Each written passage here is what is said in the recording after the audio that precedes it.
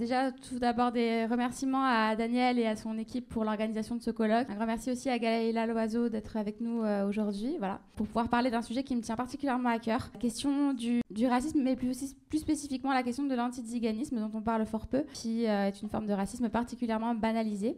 Et d'ailleurs, je voudrais juste donner un petit mot vraiment en préambule à cela, c'est que je ne sais pas si vous êtes au courant, mais le 3 avril, dans l'hémicycle, va être débattue une loi liberticide à l'encontre des voyageurs. Une loi liberticide qui a été déposée par le groupe Horizon à l'occasion de sa niche parlementaire, qui en fait permettrait notamment d'appliquer une amende de 75 000 € et 3 ans d'emprisonnement pour les voyageurs qui seraient stationnés de façon illicite. Or, à l'heure actuelle, en fait, on manque énormément d'air d'accueil, en sachant que les chiffres se basent en fait sur une démographie en fait passée, et que la population des voyageurs elle a augmenté en plus depuis.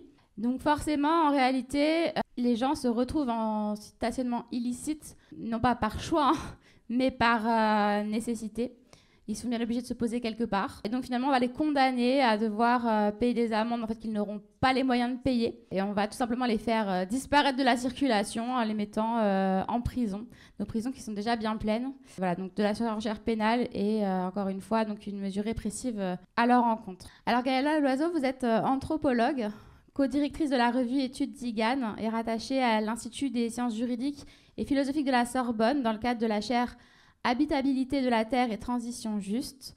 Vos terrains d'enquête portent sur les modes de vie mobiles et les espaces de vie voyageurs. En 2016, vous avez réalisé le web documentaire Désert, vivre en habitat mobile, qui met en lumière les obstacles juridiques et discriminations auxquels sont exposés de manière différenciée 2 catégories de population résidant en habitat mobile en France, les gens du voyage et les néo-travelers. Et donc j'aimerais justement que vous commenciez par là, en fait, à nous expliquer en fait quelles sont ces discriminations que vous avez identifiées.